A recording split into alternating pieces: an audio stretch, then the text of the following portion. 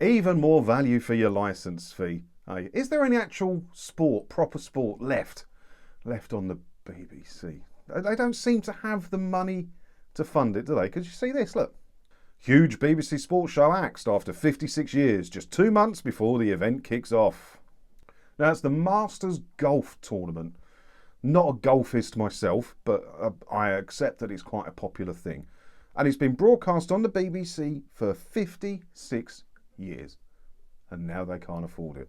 Why can't they afford it? They get 3.7 billion quid a year from TV licence fees.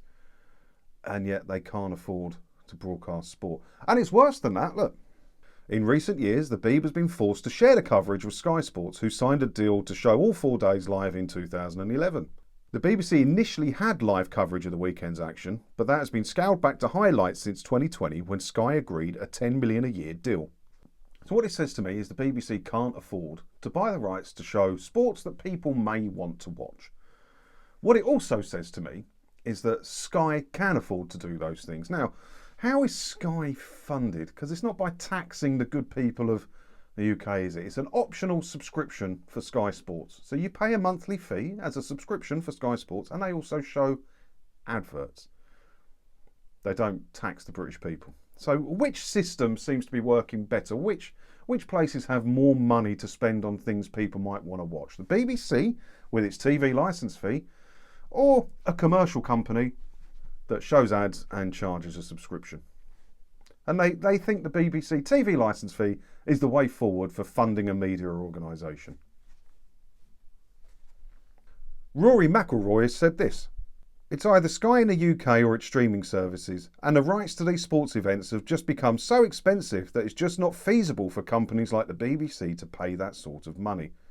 But I'd say the majority of the households in the UK have Sky, and people are still able to watch."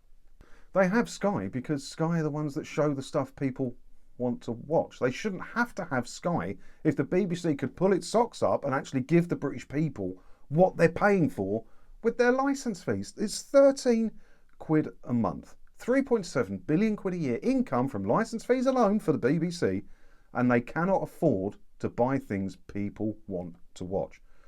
But Sky can, because Sky charge a subscription and Sky show ads. But yet the licence fee is still apparently, according to government and according to BBC themselves, the best way to fund them for now. And all the evidence is there that the licence fee doesn't work. The licence fee holds the BBC back. The BBC isn't incentivised to do better for the people who want to watch it because it doesn't have to. Whereas like Sky, ITV, Channel 4, they all have to do better. They're all incentivised to make better stuff because better stuff means more viewers, which means more money from advertising. The BBC don't have that concern, so they don't have to try, because no matter what, they're getting 3.7 billion quid a year. It's not the best way to fund it. And all the evidence is there, but they can't see it. Weird, isn't it?